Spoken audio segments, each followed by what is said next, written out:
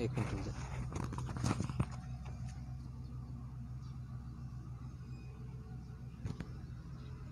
Live कर सकते।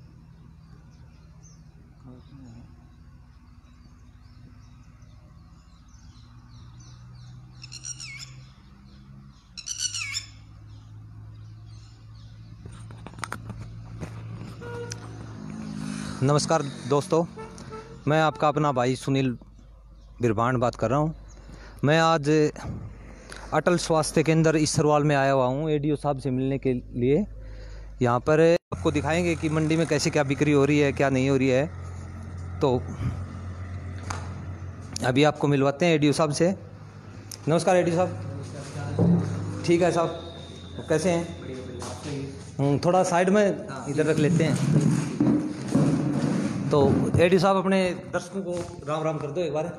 राम राम सभी किसान भाइयों को मेरी तरफ से राम राम। कृषि विकास अधिकारी इसरवाल लोकेश खुराना की तरफ से आप सभी को राम राम। ये अपने एडीओ साहब हैं जो कि लॉकडाउन के दौरान में भी दिन रात मेहनत करके अपने परिवार को छोड़ के किसानों के बीच में रहे हैं और किसानों को भी प्रोत्साहन किया है बहुत ज़्यादा और मदद भी की है। तो पूछते हैं आपके लॉकडाउन के दौरान में कितनी दिक्कतें हुई आपको, इसके बारे में। दिक्कत की बात करें तो एग्रीकल्चर डिपार्टमेंट को बहुत ज़्यादा दिक्कत नहीं हुई। डिपार्टमेंट की तो को इस परिस्थितियों के अंदर छूट दी गई थी, तो हमारे को लॉकडाउन के दौरान पास वगैरह जारी किए गए थे, तो बहुत ज़्यादा दिक्कतें हमें नहीं हुई। एक्चुअली मेनली जो हमारा लॉकडाउन के दौरान काम था वो क्रॉप कटिंग एक्सपेरिमेंट्स होते हैं, बहुत से किसानों को पता भी है। इन्हीं क्रॉप कटिंग एक्सपेरिमेंट्स के बेस के ऊपर एक मिनट एडीओ साहब, थोड़ा इसको हिंदी में बताना क्योंकि किसानों को इंग्लिश आती नहीं ना, उसकी वजह से। मैं आपको बताऊंगा भी सही। क्रॉप कटिंग एक्सपेरिमेंट का मतलब क्या है, बहुत से लोगों को किसानों को ये पता है कि आज की डेट में प्रधानमंत्री किसान बीमा योजना चल रही है, PMBFY कहते हैं, प्रधानमंत्री फसल बीमा योजना। फसल बीमा योजना के अंदर क्या होता है, जिस भी किसान का पैसा बीमा कंपनी काटती है और कल को उसे कोई क्लेम मिलता है तो वो इसी क्रॉप कटिंग एक्सपेरिमेंट के बेस के ऊपर भी मिलता है। क्रॉप कटिंग एक्सपेरिमेंट में क्या होता है, हर गांव के अंदर 4 फील्ड हर क्रॉप के सिलेक्ट किए जाते हैं। मान लो किसान ने कपास बोई है या सर्दियों में आपने गेहूं बोया है, सरसों बोई है, तो उसके अंदर क्या है, हमारे को ऊपर से रैंडम नंबर के आधार पर 4 एकड़ अलॉट होते हैं हर जगह के। इसी तरह से मान लो इसरवाल है, देवावास है मेरे अंडर, खावा है, सिढान है, तो मुझे 3 से 4 गाँव हर बार अलॉट होंगे और हर उस अलॉटमेंट के अंदर सरसों के लिए, गेहूं के लिए, जैसे आगे अब कपास आएगी, कपास के लिए, बाजरे के लिए 4-4 एकड़ अलॉट होंगे। उसके अंदर क्या होता है, 5 बाई 5 मीटर का एक प्लॉट बनाया जाता है। अच्छा। उस प्लॉट के अंदर जो औसत निकल के आती है, उसी औसत के अनुसार ही प्राइवेट कंपनियां जो है वो निर्धारित करती हैं कि इस गांव के अंदर जो बीमा की पैसे काटे गए उसके बदले मुआवजा बनता है या नहीं बनता है। ये 4 एकड़ ही निर्धारित करेंगे। अगर वो 4 एकड़ के अंदर जो 5 बाई 5 की मीटर के प्लॉट बने, उसके अंदर जो एवरेज जो ब्लॉक की है उससे नीचे चली जाती है, तो उसके हिसाब से उन्हें मुआवजा मिलता है। मान लो तो शाम ब्लॉक की सरसों की एवरेज 14 मन की है और हम 4 प्लॉट देखते हैं और उसके अंदर औसत आ जाती है 12 मन की, तो 14 में से मोटा मोटा 2 माइनस कर दीजिए तो 12 माइनस कर दीजिए तो 2 मन का मोटा मोटा मुआवजा बनता है। अच्छा। तो नीचे जाती है तो नीचे भी हो जाता है और ऊपर जाती है तो इसके लिए कोई मुआवजा नहीं होता है। तो ये तो रहता है प्रधानमंत्री फसल बीमा योजना का, जो मेन सरकार का पिछले 3-4 साल से चल रहा है। इसके लिए इस बार से सरकार ने क्या किया है, पहले तो सभी के लिए ये था कि जिसका भी KCC बना हुआ है उनके लिए मैंडेटरी था, उनके लिए अनिवार्य था कि उनके पैसे कटेंगे, उनका बीमा होगा ही होगा। लेकिन इस बार से सरकार ने उसको ये कंडीशन हटा दी है, आपको बैंक में जाकर बता के आना पड़ेगा कि आपने बीमा करवाना है या नहीं करवाना है। बाकी मैं इस पक्ष में हूं, आप बीमा जरूर करवाइए।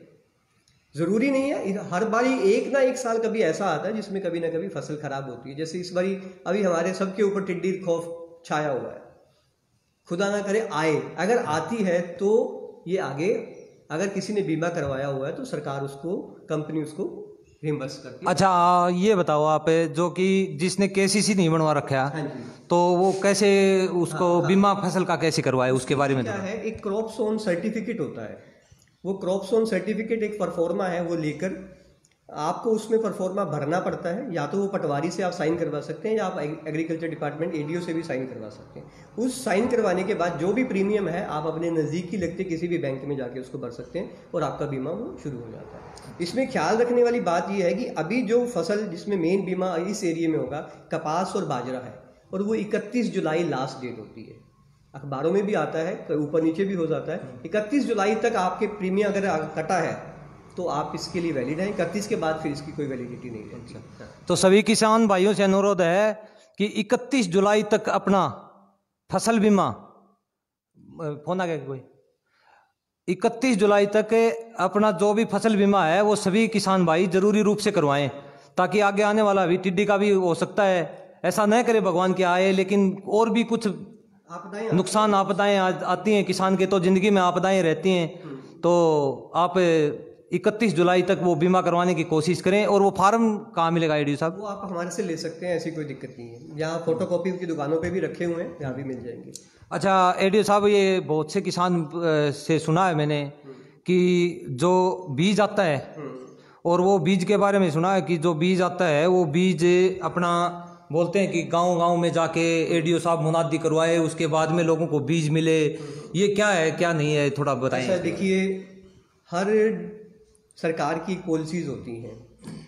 इससे पिछली सरकारों में क्या था कि जो भी फिजिकल हमारे पास इनपुट आया करते थे, इस सरकार में ऐसा नहीं है। इस सरकार के अंदर गवर्नमेंट ने एक वेबसाइट डेवलप कर रखी है agriharyana.org के नाम से।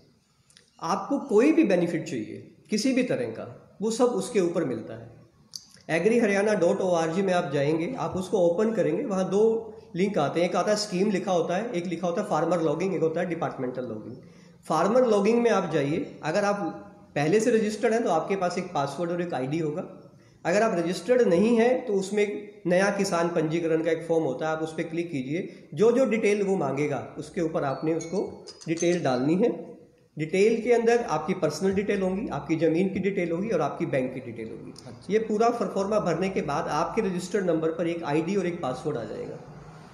ये पासवर्ड और आईडी आने के बाद जो भी स्कीम आएंगी इसी agriharyana.org वेबसाइट पर आएंगी, और जितनी भी होंगी वो पहले आओ पहले पाओ के आधार पर होंगी। इसमें ऐसा नहीं है कि भिवानी डिस्ट्रिक्ट के मान लो कपास के लिए कोई डेमोस्ट्रेशन प्लॉट आए हैं या कोई केमिकल्स आए हैं, वो ऐसा नहीं कि वो हर किसान को लिए अवेलेबल होगा।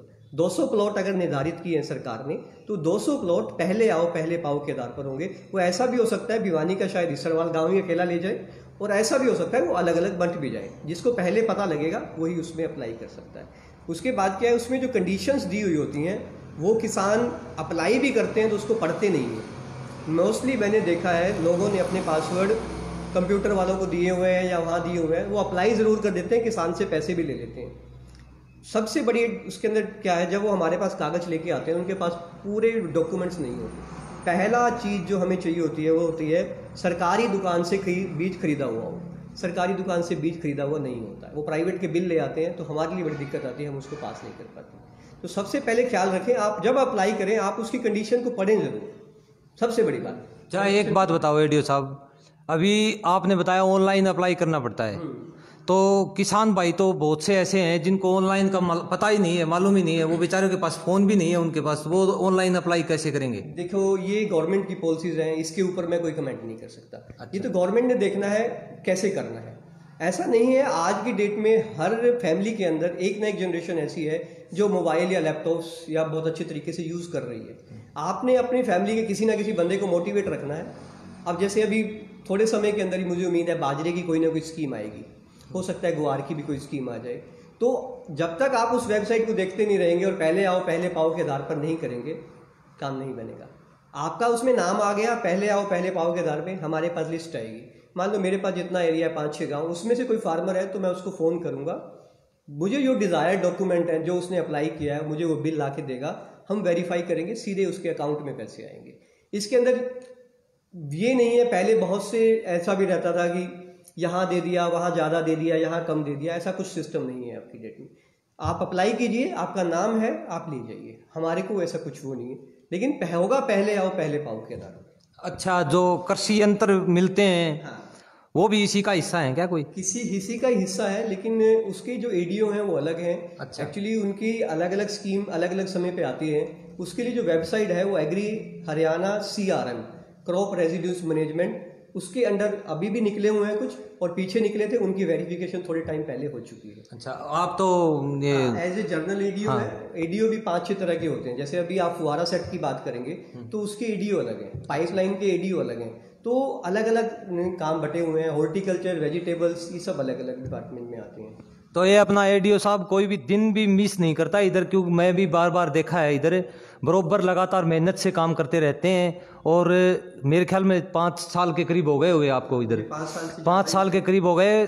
उस टाइम पे, जिस टाइम पे स्टार्टिंग में इधर खाद की किल्लत हो रही थी तो लोगों को लाइन में लगा लगा के खाद किसानों को बांटी जा रही थी, उस टाइम पे एडीओ साहब मेहनत करके साथ में और बरोबर मेहनत करके किसानों के कंधे से कंधा मिला के काम किया है, क्योंकि ये चीज़ मैंने देखी हुई है।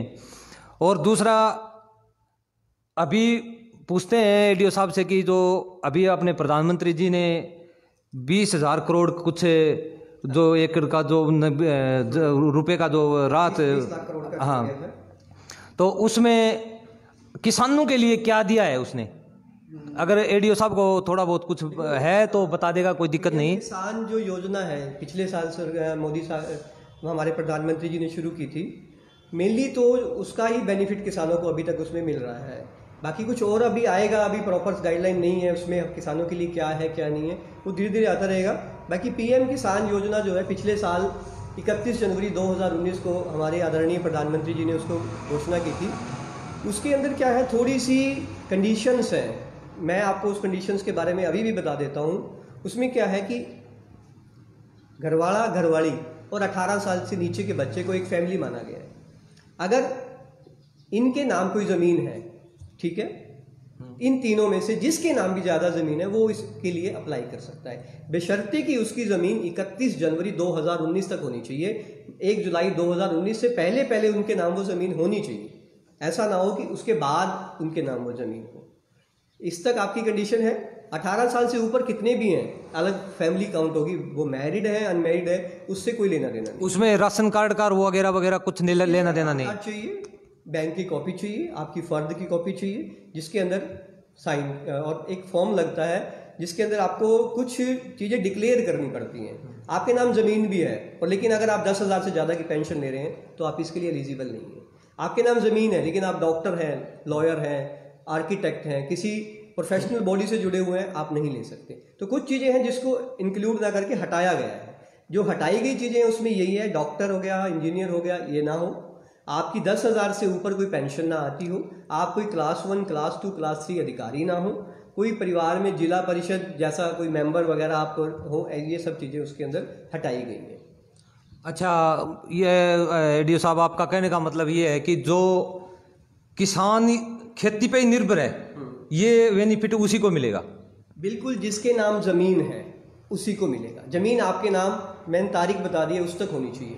इसके बाद अगर आपके नाम ज़मीन चढ़ती है, मान लो आपने परचेज कर ली, आपके नाम पहले, इससे पहले कोई ज़मीन नहीं थी, आपने परचेज कर ली और आप चाहते हैं मैं इसका बेनिफिट लूँ, आप नहीं ले सकते। आपको ये बेनिफिट मिलेगा 31 जनवरी 2024 के बाद, 5 साल तक वेट करनी पड़ेगी। अच्छा। लेकिन कई परिस्थितियाँ ऐसी हैं कि परिवार में ज़मीन थी और किसी की मृत्यु के कारण वो 31 जनवरी 2019 के बाद उनके नाम हुई, मृत्यु के कारण हुई, तो जितनों के भी नाम हुई वो सब इसके अंदर एलिजिबल है। अच्छा, बहुत से अगर जहाँ खुद विल से, मर्जी से किसी के नाम आपने जमीन चढ़वाई तो ये काउंट नहीं होगा। अच्छा, बहुत से किसान ये बोल रहे हैं कि जो प्रधानमंत्री के द्वारा जो साल के जो 6,000 रुपये मिलते हैं वो बहुत से किसानों को पहले घर घर जाके ऑनलाइन करवाए गए थे। और बहुत से किसानों को उसका बेनिफिट नहीं मिल रहा। और बाद में फिर एक सिस्टम और चेंज कर दिया उन्होंने, बाद में बोलने लगे कि अभी ऑनलाइन करवाओ, फिर एडीओ साहब के पास जाओ, इसका साइन करवा के वो करवाओ। तो अभी ये सिस्टम क्या है, ये थोड़ा समझाएंगे? मैं सबसे पहले तो ये बताता हूँ, उस दौरान बहुत से लोगों ने करवाया और लोगों के आए और उसके बाद नहीं भी आए। उसका कारण मैं आपको बताता हूँ। हमारे गांव के परिवेश में क्या है, आपका आधार कार्ड में कई बार नाम कुछ होता है, बैंक की कॉपी में कुछ होता है, जमीन की कॉपी में कुछ होता है, तीनों के अंदर अलग अलग भी हो सकते हैं। यहाँ आपका मान लो नाम सुनील है, किसी जगह आपका सुनील सिंह भी हो सकता है, किसी जगह सुनील कुमार भी हो सकता है। तो जब वो चीज़ें सब वेरिफिकेशन में आती है ना कहीं दिक्कत होती है। अगर आपका प्रॉपर हर जगह एक जैसा नाम चल रहा है तो आपको कोई दिक्कत नहीं है। आपके टाइम टू टाइम पैसा आता रहेगा। कहीं दिक्कत है तो फिर आपको उसको मॉडिफाई करवाना पड़ेगा। आपके आधार कार्ड में गलती है तो आपको आधार कार्ड ठीक करवाना पड़ेगा। आपके बैंक के खाते में कोई गड़बड़ है, ऐसा भी हो सकता है आपने उस समय खाता लगा दिया और वो आज डोरमेंट कंडीशन में चला गया हो। 100 कारण हो सकते हैं, वो बैंक वाले ही बता सकते हैं। बहुत से बैंक के अंदर भी गलतियां भी बहुत रही, क्योंकि उस समय डिपार्टमेंट के ऊपर बहुत बर्डन था, तो किसी का 0 1 कम हो गया तो किसी का ज़्यादा भी हो गया, वो ठीक कर दी गई है। और अब की परिस्थितियों में ये है, कोई भी स्कीम को उस समय अप्लाई नहीं कर पाया या किसी कारण से नहीं आई, आप ऑनलाइन करवाइए। ऑनलाइन करवाने के बाद 3 से 4 दिन बाद वो लिस्ट अपडेट हो जाती है, हमारे पास आ जाती है। अभी 15 जून तक कोरोना की वजह से पब्लिक डीलिंग अवॉइड कर रहे हैं, डिपार्टमेंट की जो इंस्ट्रक्शंस हैं बहुत ज़्यादा। 15 जून के बाद दोबारा से जो ये फॉर्म जिसके के भी हैं वो दोबारा से भरे जाएंगे और उनको वेरीफाई किया जाएगा। वेरिफिकेशन होने के बाद फिर आगे का जो प्रोसेस है वो सेंट्रल गवर्नमेंट और स्टेट गवर्नमेंट में रह जाता है, वही आगे इसको करते हैं। अच्छा, एक बात वो बीच में छोड़ दिया डीओ साहब, जो किसानों को जो मैं बता रहा था वो 20,000 करोड़ का जो उसमें से किसानों को किस रूप में पैसे मिलेंगे, थोड़ा इसके बारे में बता सकते हैं? बहुत ज़्यादा पता नहीं है इस बारे में। जहाँ तक मुझे सुनने में आया कि शायद एक किस्त हो सकता है, सरकार एक्चुअली 3 किस्तें आती हैं साल में या 4 आती हैं और एक फालतू आएगी। अच्छा, इस रूप में मिलेंगे, हो सकता है, मुझे एग्जैक्ट नहीं पता। अच्छा, दूसरा क्या है, दूसरा ये जो अभी पीछे जो फसल अपनी सरसों की फसल थी, गेहूं की फसल थी, उसमें जैसे मौसम की वजह से जो नुकसान हुआ है उसका क्या अभी कोई मुआवजे का कोई है कोई प्रावधान? देखो, इसके ऊपर हमने अपना जो डाटा था वो सबमिट कर दिया है, वो आगे कंपनीज ने देखना है। जो फिजिकल जो कंपनी की वेरिफिकेशन थी उस समय जो वेरिफिकेशन के हिसाब से बनता था, जो करंट था, वो आगे भेज दिया गया था भाई कितना नुकसान लग रहा है। लेकिन एग्जैक्ट परिस्थितियां निकल कर आती हैं क्रॉप कटिंग एक्सपेरिमेंट के बाद। वो डाटे सब गवर्नमेंट को सबमिट कर दिए गए हैं, वो अब डिपार्टमेंट ने देखना है, बीमा कंपनी ने देखना है उसमें क्या बनता है या नहीं बनता है, वो आगे की बातें हैं, अभी कुछ नहीं कह सकते आप। अच्छा, तो दूसरा क्या है, जैसे जो छोटे किसान हैं और अपने जो ऑनलाइन जो मंडियों में करवा रखे हैं, अभी बैंकों में भी थोड़ी दिक्कत आई हुई है। देखो, हमारे जो कृषि मंत्री जी हैं, जेपी दलाल जी हैं, उन्होंने गांव-गांव में मंडियां करवाई हैं और मंडियां करवा के और फसल बिकी है। लेकिन क्या है, जैसे अपना ये क्षेत्र जो है ये थोड़ा विकसित नहीं है और इसमें बैंकों की कमी है, जिस वजह से बैंकों में भीड़ लग जाती है।